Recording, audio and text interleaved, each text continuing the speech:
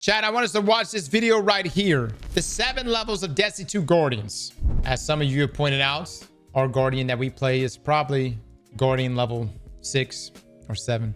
One or the other.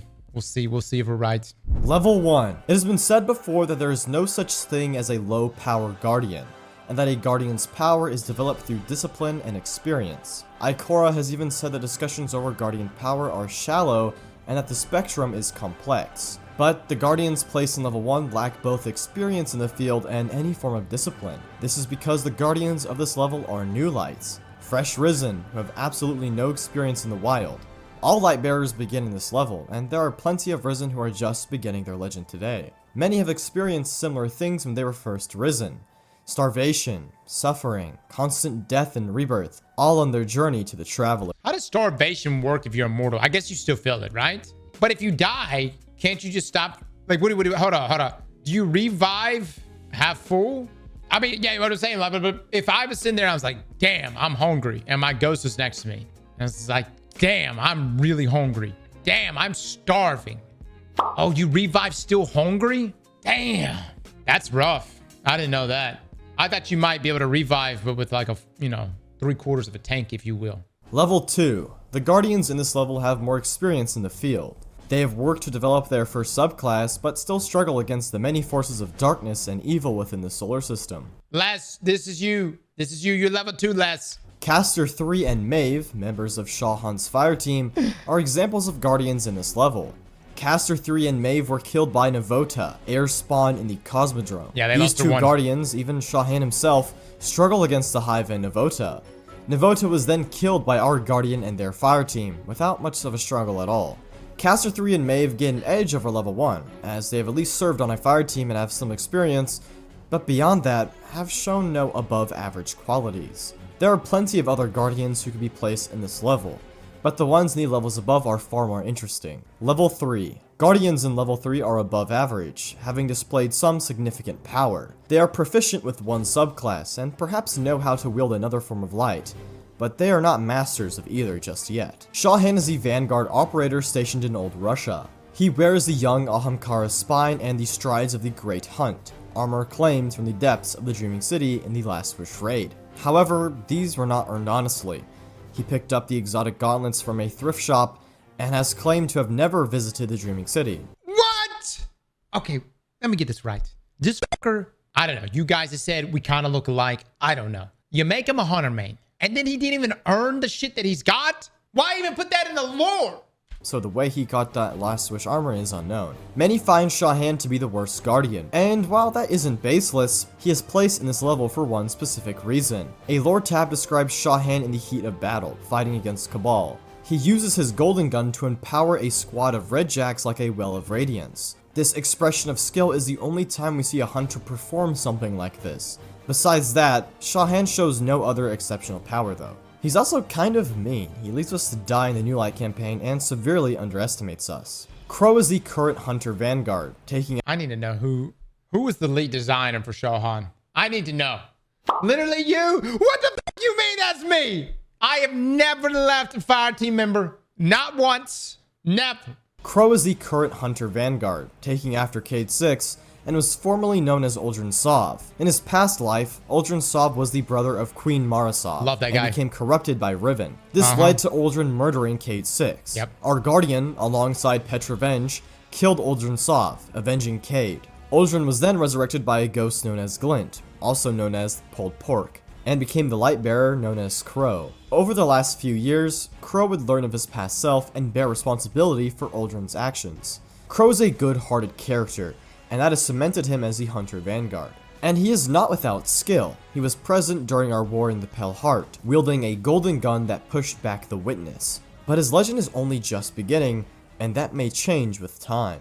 Shiro 4 is a Hunter Blade Dancer and Vanguard Scout. He is an expert weaponsmith, having created the Trespasser and aided in the construction of the Outbreak Prime. He fought in the Battle of Six Fronts, one of the earliest conflicts fought by the last city. Shiro 4 was part of a fire team alongside Cade 6 and Andal Brask. The three of them got into battles with Tanix, the Scarred, which ultimately led to the death of Andal Brask. When Cade 6 became Hunter Vanguard, he tasked Shiro with collecting intel across Earth, Venus, and the Moon. He He also engaged in frequent hit-and-run attacks on Fallen. Shiro was an important figure during the Siva crisis, where he worked with our Guardian and Lord Saladin with destroying the technology and ending the reign of the Devil Splicers. His experience led to the end of Sepix perfected, the destruction of the terrible experiments of Kavik, Splicer Priest, and the death of Axis, Archon Prime. The Vanguard views Shiro 4 as an invaluable extension of their force beyond the city, and for that reason, Shiro 4 is placed in this level. Micah 10 is a hunter, serving as a den mother of ghosts for the Vanguard. She was born Micah Abram, living on Europa during the Golden Age, and had peculiar dreams. Hundreds of years later, she was risen on Earth, and found solace in traveling with packs of ghosts who had not yet found their guardian. This led her into frequent altercations with Cyrell, the Ghost Hunter, a rogue light bearer who murdered ghosts who had not yet found their guardian, dragging their shells on a chain. Wait, what? Hold on. Hundreds of years later, she was risen on Earth and found solace in traveling with packs of ghosts who had not yet found their guardian. This led her into frequent altercations with Cyrell, the Ghost Hunter, a rogue light bearer who murdered ghosts who had not yet found their guardian. Oh man. Oh, she bad. Why? So they just couldn't, the ghost couldn't make more light bearers? Look at that. You see what she's carrying right there? Dude, can you imagine you're hanging out, you're at the cantina, and some guardian sits down next to you, and over his back, he's got this long fucking tassels of dead ghosts. Cross, she was the one saving them? Oh. A rogue light bearer who murdered ghosts who had not yet found their guardian. Did you not hear what he just said? She murdered them. Dragging their shells on a chain. Years later, during the battle against the Witness, Queen Marasov recruited Micah 10 to aid in the healing of the Traveler by discovering lost ghosts around the solar system. Through her efforts, she gained a strange connection to the Traveler, receiving odd visions that no other character has before. Level 4. Guardians in this level have proven themselves in the field. They are a master of one subclass, and possibly know two very well. Some may have a unique connection to light or darkness. Sloane is a Titan and Zavala's deputy commander. She's an older Guardian, having helped construct the walls that surround the last city. She was there when the Hive first appeared on Earth, and she fought in the Battle of Twilight Gap, the intense conflict when many fallen houses assaulted the city all at once. When the Red Legion invaded Sol and sieged the last city, Sloane, alongside Zavala and hundreds of Guardians, escaped the Titan. There, we worked with Zavala and Sloane to rebuild and rally the Vanguard and surviving Guardians. It was ultimately a success, and Sloane played a pivotal role in taking down the Red Legion. Years later, when the Black Fleet invaded the solar system, Sloane decided to stay on Titan. She donned a suit of power armor and battled against the onslaught of Hive. Alone on Titan, she bonded with the creature deep within the Methane Sea, Asa the Proto-Worm. She was able to partially... I don't know, man. That's some high level shit. You know, level 4. I'm curious to see how this continues to keep escalating here, but she stays behind. I mean, this is the balls. You know what I mean? She stays behind after the darkness engulfs the planet, Moon. The Moon. And then proceeds to learn Taken Judah. That's got to be, I mean, you know where I'm coming from? Communicate with the creature, learning a lot about the Witness and the Traveler. She also encountered Zivu Arath, the Hive God of War, who attempted to take her. Sloane resisted the Taken corruption initially, but her condition worsened over time.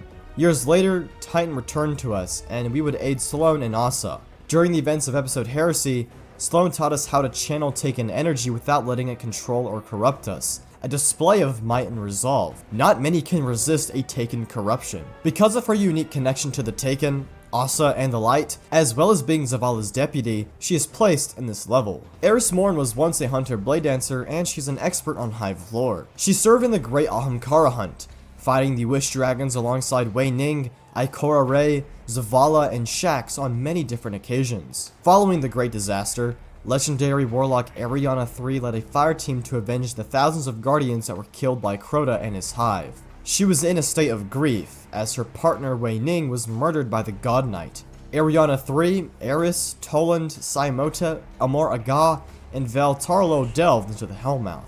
Vel Tarlo, a Titan of the Pilgrim Guard, who was known for his strength and courage, having battled Hive and ended warlords, was the first to fall. Yeah, anytime you ever, like, your way in which you describe a character is, well, he was courageous, you know what's gonna follow, right? He immediately got fucked. You know what I mean? It's like he was brave, but obviously not capable. He was overwhelmed by thrall that consumed his light, and Alakul the Darkblade rose from the shadows and killed the Titan with his axe. Sai, a blade dancer, was killed, leaving Ariana alone, hurt, and drained of her light. What was left of her light burned bright as Iryut killed her with her death song. Toland was detached from his group and found Iryut, the death singer. He fell to her death song, which destroyed his body, redefined his existence, and gave him the ability to survive in the Ascendant Realm as an Ascendant soul. Omar, a hunter-gunslinger, was captured by the Heart of Crota. He was tortured, his light painfully removed from his body, which felt like stripping muscle from bone. Omar reawakened after his death in the body of an insect, and eventually placed into the Xenophage exotic. Oh my god, dude, this lore in this game. There's so many things I just don't know still. You know what I mean? That's fucking crazy. You gotta admit, man, the Hive don't play. You know what I'm saying? It's like, what's the worst prison on Earth? Guantanamo Bay? There you go. That's what the Hive is like. There's Guantanamo Bay, which is the Hive. And then there's where Diddy's at. That's the Vanguard. I'm just saying. Vanguard's pretty nice. Man, y'all haven't seen Diddy? He's got a PlayStation. I don't know. I mean, look, man looks like he's living life. The guy didn't smile in 3 decades. Every picture of him in prison, he's smiling. Eris was the last one standing. Her fire team was dead, and her own ghost, Brya, sacrificed herself to save Eris. She felt an immense amount of guilt as she had watched all of her friends die. Eris, without light and without hope, somehow survived in the Hellmouth for years, using Toland's journal as a guide to the Hive. She held the bone of an Alhamkar that she had slayed with Ikora. Using it, she wished for a way to survive, which replaced her eyes with Hive eyes and a way out. Eris is a tricky one to place, as over the years she would grow in power, even becoming the Hive God of Vengeance for a moment, the most powerful Hive God in existence, and created her own throne world. Yeah, but only judging her time as a guardian places her in this level, which is what the purpose of this video is. Okay, the Drifter is a man who has gone by many names. He is a rogue lightbearer, not tied to any specific class, and handler of Gambit. It's hard to even call him a guardian as he doesn't align with the Vanguard. Drifter is pretty old, being risen in the Dark Age where he witnessed the rise and fall of the Warlords. At the beginning of the City Age, Drifter and a crew of lightbearers went out in search of power, and discovered an ice planet that repelled the light. On this strange planet, they encountered shadow creatures that had the ability to suppress their light. These shadow creatures killed the lightbearers of Drifter's crew, forcing the man to take the ghost shells of his fallen friends, and modify his own ghost, giving it a unique connection to the light. When the Black Fleet came to the solar system in Season of Arrivals, Drifter teamed up with Elsie Bray and Eris Morn, learning how to wield stasis. They encountered House Salvation, and Drifter struggled against the Elixni. Drifter is a hard one to rank. He has not displayed mastery over the light like other Guardians, we've actually rarely seen him use it, but he has an advantage in his cunning and intelligence. Osiris once consulted him on the engineering of the Sundial, Osiris' superstructure used to waft through time to bring back Saint 14. Cade 6 is placed in this level. I know this might upset some of you, and while Cade is one of the best written characters, his power does not match the ones in the level above. Cade 6 was a wild card, known for his bravery, cunning, and courage. Okay. Cade was a master of the wild. Bullshit. Hunters, is this your guy? This your guy? Having a plethora of hidden chests and stashes around the solar system. Cade 6 killed Tanyx, the Scarred, the fallen mercenary who eventually came back to life and killed Endal Brask. Endal Brask was the Hunter Vanguard, and his death prompted Cade to become the Hunter Vanguard. During the events of Forsaken, Cade traveled to the Prison of Elders alongside Petrovenge and the Guardian to end a prison riot. This ultimately led to his death at the hands of the Scorn and Uldren Sov. Cade 6 put up a valiant effort against the Scorn, using both Golden Gun and Blade Barrage in the fight, but he lost his ghost, Sundance, in the process. Cade was ultimately killed by Uldren Sov. Years later, Crow wished for Cade's return, who served as a guide for us during the final shape. And while he did not have a ghost, he was a being made of light, and he sacrificed himself to resurrect our ghost from death. God, dude. Can I just say how they handled Cade? I didn't know what they were going to do. I honestly thought they were just going to move Cade right back into the tower, and it was going to be like, there he is, Hunter Vanguard's back. You know what I'm coming from? But the way they ended that was actually so damn good, man.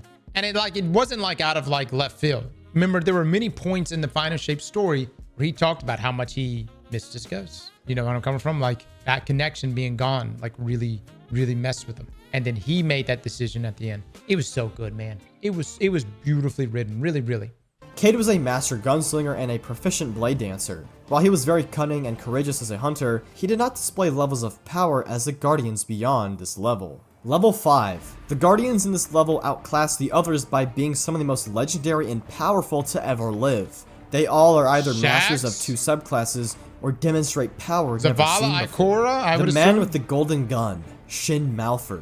Shin Malphur was resurrected as a child by the ghost Tianxie. This aspect has been debated on, but Bungie writers have actually confirmed in the past that this was true. Shin Malphur would age, which is an oddity for Lightbearers, as they normally do not age, and he would eventually reach his peak physical self. Tianxie would be What the fuck? Hold on, let me back up real quick. Golden Gun, Shin Malphur. Shin Malphur was resurrected as a child by the ghost Tianxie. This aspect has been debated on, but Bungie writers have actually confirmed in the past that this was true. Shin Malphur would age, which is an oddity for Lightbearers, as they normally do not age, and he would eventually reach his peak physical self. Tianxie would be killed by a fallen raiding party, and in the ghost's last words, told the child that he would have 1 life left. Shin was raised in the town of Palamon, where he met the hunter Jaren Ward, who wielded the last word. Jaren Ward was killed by Dredgen Yor, a rogue lightbearer corrupted by darkness who wielded the thorn. Dredgen Yor saw something special within Shin, but decided to leave the boy alone. Shin and Jaren's ghost would work together, the boy growing up to become a hunter and wield the last word. He eventually encountered Dredgen Yor at Dwindler's Ridge. Here they had their epic showdown, and Shin Malphur empowered the last word into a golden gun, destroying Dredgen Yor. Years later, in response to Guardians curious in the Dredgen Yor myth, Shin Malphur created the Shadows of Yor, under an alternate persona to weed out and lure Guardians who would fall into corruption just like Yor. Once this trap was set, Shin Malphur cold, the weak-willed. Shin Malphur is a tricky one to rank, since his story is so odd and has been heavily debated. Some of you might think he should be in the level below, and some of you might think he should be in the level above. It kinda comes down to your own interpretations of the story. Honestly, man, like, that's some of the best lore in all of Destiny. Yeah, that's like TV-worthy lore. Don't get me wrong, like, I like Final Shape, you know, different campaigns and all that other stuff, the Hive lore, but that shit is so good. He only had 1 ghost his entire life. Bungie writer John Goff clarified this, saying that Shin and Jaren's ghosts were never paired. They just worked together. This means Shin was ghostless, but still had light within him that was strong enough to bring the deaths of Dredgen Yor and all of those in the Shadows of Yor. Shin was also very adept in the Crucible, which is pretty wild, considering that he went into the arena always on his last life. He never died, and I think this intrinsic light within him places the gunslinger here. Veteran of the Great... Dude, what the Dude, that guy should be max level. He went into PvP with no lies. He never lost. I don't know, man. 300 KD. Great Ahamkara Hunt and legendary Titan Wei Ning. She was the leader of the Firebreak Order and partner of Ariana 3. She was also the wielder of both Arc and Void Light, finding that it was easiest to form a Word of Dawn when she was angry.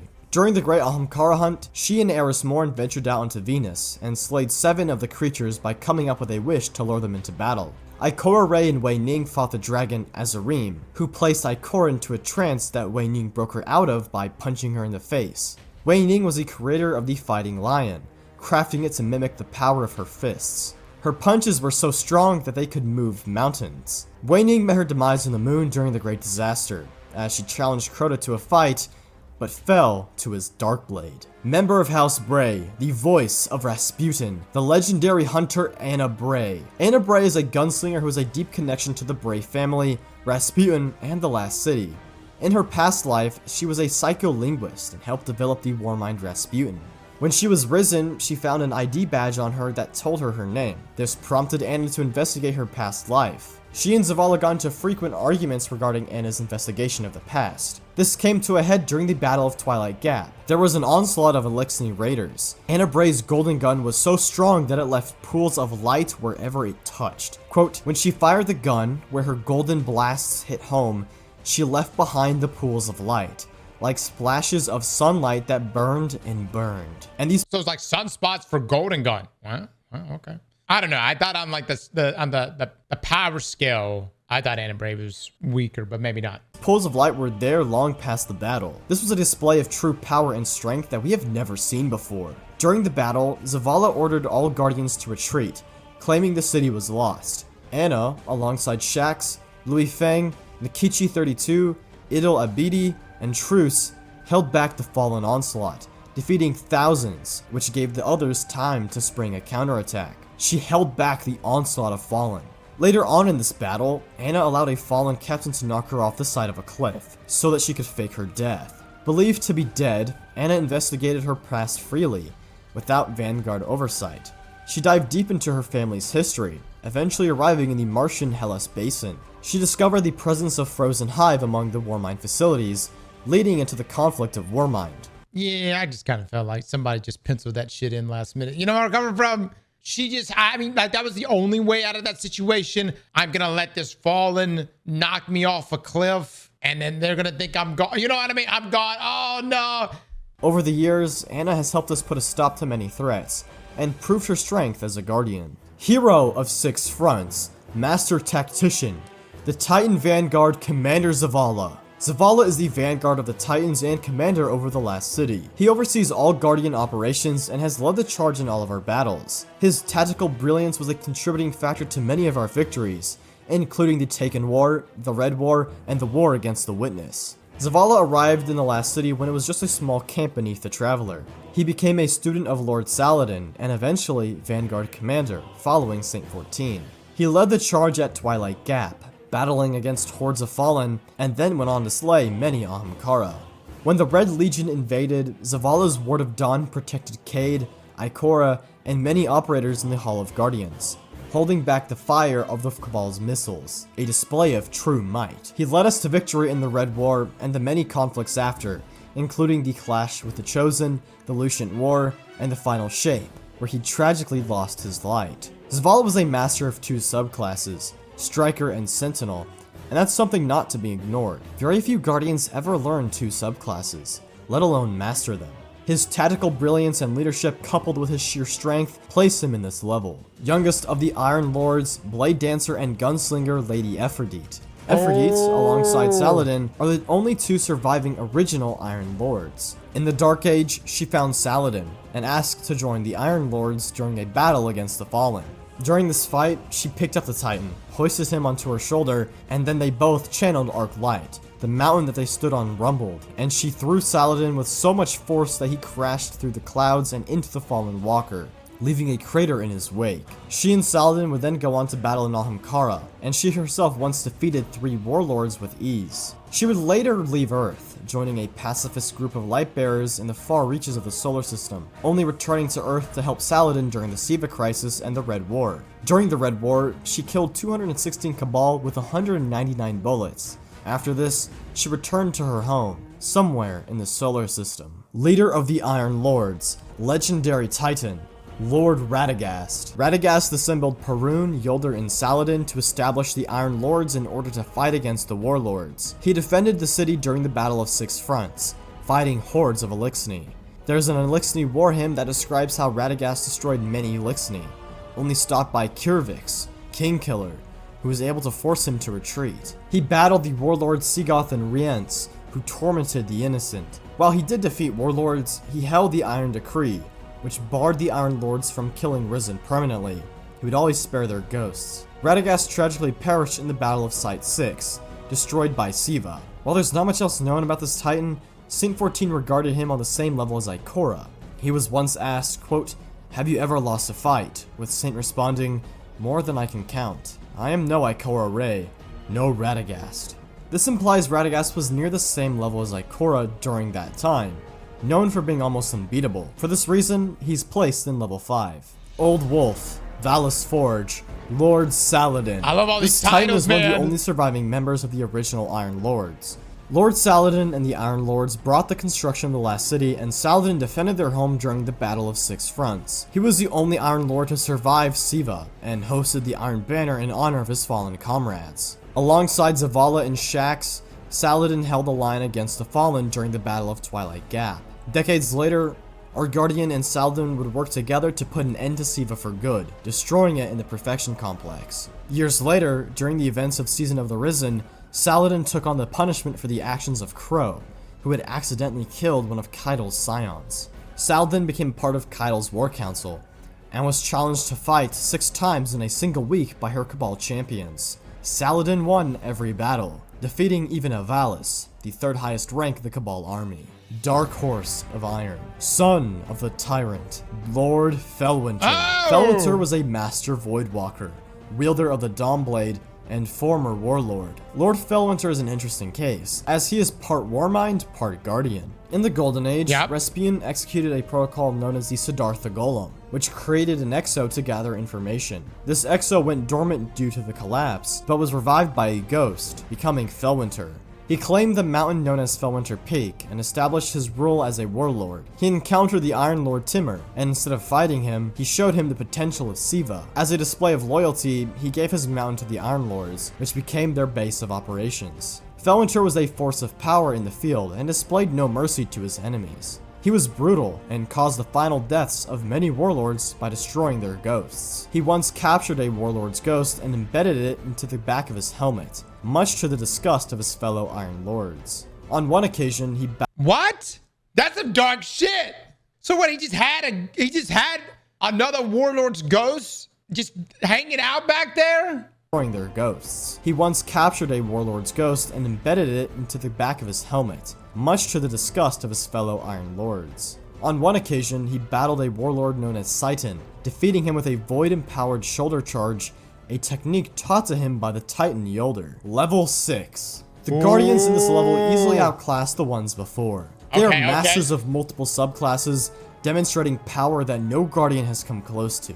Lord of War, Master Swordsmith, Hero of Twilight Gap, Lord Shaxx. Oh! Lord Shaxx is the manager and overseer of the Crucible, and a titan with a plethora of accolades to his name. He is a master of 3 subclasses, Defender, Sunbreaker, and Striker, so hyped which is at this incredibly moment. significant. He was a That was former the Red War warlord, campaign. challenged by Lord Felwinter countless times. One of these battles was very brutal. Quote, Felwinter stepped forward, dragged a solar sword from the air, and thrust it at Shaxx.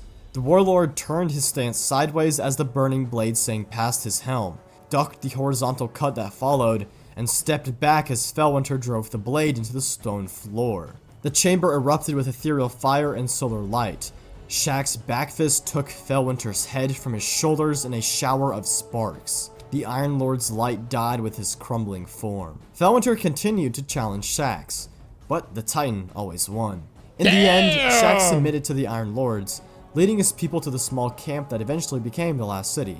In the Great Ahamkara hunt, Shaxx slayed the Ahamkara known as Hefend and fought in the Battle of 6 Fronts. During the Battle of Twilight Gap, Shaxx defied the orders of the Vanguard to retreat, instead rallied a small fire team to hold off the fallen horde, which proved to be the right decision. Shaxx has an unbreakable resolve and will, which has placed him in this level. Dude, I'm gonna be honest, man. We need a Shaxx DLC. We don't play enough with Shaxx. No, it wouldn't be a PvP DLC, but kind of like, you know, like Warlord's Rune was like tied to Shaxx too. Like, I don't know. I want to interact with Shaxx because we get a lot of FaceTime with all of the characters. But in my opinion, one of the coolest characters in all of Destiny is Shaxx, and we just don't do that much with him.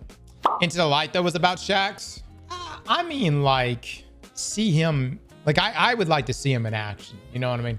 I feel like he's just retired now and chilling at the tower and just likes to watch Guardians beat the shit out of other Guardians. Placed him in this level. The Gallant, champion of the Crucible, Warlock Vanguard Ikora Rey. Ikora Rey is one of the most powerful warlocks to ever live. While Ikora finds discussions regarding Guardian power shallow, she was measured to be a 5th Sigma Guardian, 1 in 3.5 million. There's expected to be only 10 other Guardians of similar power, but Ikora was once only 1 Sigma above average power. It was through experience in the field and the Crucible that sharpened her power and abilities. It was by her own resolve and discipline that she became so powerful. Ikora is a master of 4 subclasses: Voidwalker, Stormcaller, Shadebinder, and Broodweaver. She effortlessly switches between using Arc and Voidlight, as seen in the Witch Queen campaign. Her void abilities are so strong that she once unleashed both a Nova Bomb, then activated a Nova Warp within a few seconds of each other. She is a master of the Blink ability, able to cross huge gaps of distance. She once held a nuclear reactor together during the events of the Edge of Fate, by continuously dying over and over to hold it up. During her early years, she was a champion of the Crucible, the first to ever have a 25 match streak victory, and the first to beat Shaxx. Ikora served in the Great Ahamkara Hunt, slaying dozens of Wish Dragons. On one occasion, she and Erismorn battled an army of Ahamkara, taking them out with a storm of combined arc light. Ikora was a student of Osiris. She then went on to conduct her own studies and research, cementing her as one of the smartest and knowledgeable guardians to ever live. Ikora is arguably the strongest guardian to ever live, and some say that we still have not yet seen all of her power. Warden of the Infinite Forest, Phoenix of the Dark Ages, Scholar of the Cosmos, Osiris. Osiris was one of the most powerful guardians before he lost his light. He studied under Felwinter, becoming just as powerful as him, quickly surpassing the Iron Lord's abilities. Osiris was radical in the eyes of the Vanguard. His study of the Hive and Vex led to prophecies regarding the light and darkness. These prophecies and messages led to the creation of the Cult of Osiris, followers of him who spread his word. This ultimately led to Osiris' exile from the city, as he was deemed a heretic. He would enter the Infinite Forest on Mercury in search of more information and knowledge of the Vex. In the Infinite Forest, he created reflections, copies of himself imbued by the light that he could control. Our Guardian would work with Osiris and his reflections during the events of the Curse of Osiris, where we would defeat Panoptes. Years later, Osiris discovered Vashir and Kinox, daughters of Crota, and the High Celebrant, an emissary of Xivu Arath. It was in this battle Osiris displayed his true strength, as he used supers from all three elements seamlessly. He wielded a Dawnblade in each hand, and using his reflections, sent light crashing down onto the Hive. Quote, Osiris distinguishes a blade into his palm to form a singularity of void and hurls a Nova Bomb that consumes them. With his other blade, he drives it into the ground, erupting a well of radiance surrounded by phalanx of gilded echoes. Nobles shriek for their thralls to charge. Bolts of flame and arc tear through them as Osiris blinks through the void from one echo to another. Their advance breaks. He steps over their smoldering husks and turns the blaze to their masters. Later in the fight, battling a projection of Xivu Arath, Osiris uses Sunsinger and immediately after uses a Chaos Reach of Arclight. In the end, Osiris was overwhelmed by the High Celebrant and the forces of Xivu Arath. Sagira sacrificed herself to destroy the projection of Xivu Arath and the cryptolith that casted it, but at the cost of Osiris' light. In a state of vulnerability, Savathun possessed Osiris, taking on his body like a puppet. Years later, Osiris would be free, learning the powers of Strand, but without his ghost and without his light. But still, Osiris is one of the most powerful to ever live. He demonstrated that he was a true master of all three light abilities, using them in quick succession of each other. He was just using super after super after super. That has not been seen anywhere else. For that reason, the Phoenix is placed in this level. I get it. I don't know, man. He got all possessed, you know. Then we had to make him tea or something, you know. I don't know. And then we had the whole training session with him in Lightfall. The Pigeon, the Violet King, the greatest Titan who ever lived, Saint 14. Saint 14 is one of the strongest guardians to ever live, and arguably the greatest Titan of all time. He was the first Titan Vanguard and the right hand of the Speaker, who considered him as a son. Saint 14 was a master of the light, wielding all three elements, but was most proficient with Void. During his early years, Saint 14 took to Zephyr Station on Mercury, and encountered the Vex. Overrun by the Fallen of House Rain, and pinned down in his Ward of Dawn, Saint 14 was hopeless. But our Guardian used the Sundial, returning to this moment to save Saint and give him the perfect Paradox shotgun. This fight inspired Saint 14 to become the Titan of Legend. Our Guardian played an important role in that. We are viewed as his savior. Saint 14 would then go on to fight in the Battle of Six Fronts, prompting him to go on a crusade against the Elixni Raiders. He destroyed fallen houses like it was nothing, killing countless with ease, becoming a monster of myth among the Elixni. Yep. He battled in Twilight Gap, and after, hunted down Sulcus, Kel of the House of Devils. The battle was tough, Saint expending a lot of his light, but he killed Sulcus by headbutting him with the horn of his helmet. When Osiris was exiled and entered the Infinite Forest on Mercury, Saint 14 went searching for him. He spent decades in the Infinite Forest, slaying thousands of Vex. The Vex were forced to create Agioctics, Martyr Mind, a Vex mind designed to drain the light of Saint 14 specifically. Saint 14 was ultimately defeated, but out of respect, the Vex created a tomb for him, surrounded by countless Vex chassis that he had destroyed. Can you imagine being such a damn beast? And number one, the enemy had to create something bad enough to fucking deal with you. And number two, they made an entire tomb for you. That's that, dude. I gotta say, man, that's dope. Great lore. Great lore. Using the sundial once more, we returned to the moment of his death and prevented the Titan from dying. This led to the return of Saint 14. Saint 14 continued to display his power in our time. When Savathun was resurrected in Season of the Witch, which we did in order for her to help us, Saint 14 tracked her down in her throne world. He ambushed her with his sentinel shield and took her ghost Amaru in his hands, demanding him to bring her back to life so that he could kill her once more. Saint continued to kill Savathun over and over and over again, insulting her each time and then killing her. He eventually left her and returned to Osiris and wept. During the final battle against the Witness, Saint 14's Ward of Dawn stood strong in the face of the endless forces of darkness. Level 7. Crota's End, Kingslayer, Riven's Bane, Godslayer, the Young Wolf, the Guardian, you. Our player character, the Guardian, is the most powerful Guardian of all time, and deserves a level all to their own. While many of our greatest defeats have been alongside a fire team of 6 or 3, we didn't solo the Witness or Oryx canonically, we are still the most powerful to ever live. Just by the fact that we were an instrumental part of these fire teams says so much about our character. Our Guardian has been such an important factor to the deaths of the strongest beings in the entire galaxy. Our Guardian is a master of both light and darkness. We are a master of Void, Solar, Arc, Stasis, and Strand, which is something that even Guardians in level 6 do not match. This manifested in Prismatic, where we are able to wield both light and darkness all at once, transcending to a new level of paracausality. Our Guardian is the only person that can wield Prismatic, that can command light and darkness at the same time. No other Guardian can seamlessly use light and darkness at once in the way we can. Our Guardian is consistently the Vanguard's #1 operator for new dangers and threats. Hell yeah! It was our Guardian who inspired Saint 14 when he was trapped on Mercury. It was our Guardian who crippled the House of Devils and destroyed the Black Heart. It was us who helped destroy Atheon and Skolas and Crota and Oryx. It was our Guardian that destroyed Siva and avenged the Iron Lords. Oh my god. It was our Guardian that aided the Traveler in destroying Gaul and the Red Legion. Yes, we are the ones who Glaze, destroyed baby. Panoptes, the Infinite Mind, and Zol, Will of the Thousands. We were the ones who avenged Cade 6, killing Uldren Sov and the Scorned Barons. We were there for the destruction of Riven of 1,000 Voices and the High Celebrant of Xivu Arath. We were the Vanguard's chosen champion against Kaido's armies. We destroyed Kuria, Blade Transform, and Savathun and her Lucent Brood. It was our Guardian who helped slay Nezarec, Rolk, and Callus. It was our Guardian who was the chosen Seraph of Rasputin and the first to master Strand. It was us who tithed to Eris Morn, and it was our Guardian that Oryx chose as his heir. Oh, brother, get a breath, man.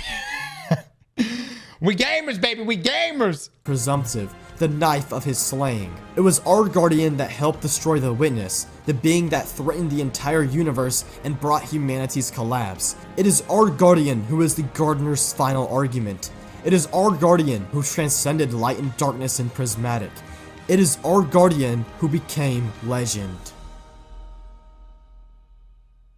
Thank you for watching this video, and thank you channel members for your continued support. If you enjoyed, please let me know in the comments below. And if you'd like to see more videos like this one, click the video on screen right now. And again, thank you for watching. Great video, man. Like, truly, I love Destiny lore, but even some things that just, you know, it's nice to catch a video that has this type of framing. I also just feel kind of weird knowing that we're the strongest thing, you know, the strongest Guardian. I mean, we are the weapon, the God Slayer, the all of the above. You know what I'm coming from? The other side of things is like, I want us to get humbled. Not necessarily from the winnower or like a bad guy, but just another Guardian that can just like, that just comes out of nowhere, you know, sets the tone. Bell could eventually be that. And to be quite honest with you, I think Bell's backstory is really good.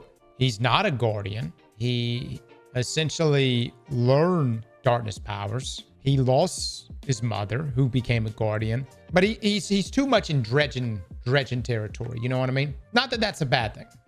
Okay, but did Bale kill the witness? Maybe we're just it. Maybe we're him, I suppose. Let me ask you guys, y'all agree with this list? This seems about right. I mean, like everything here seems about right.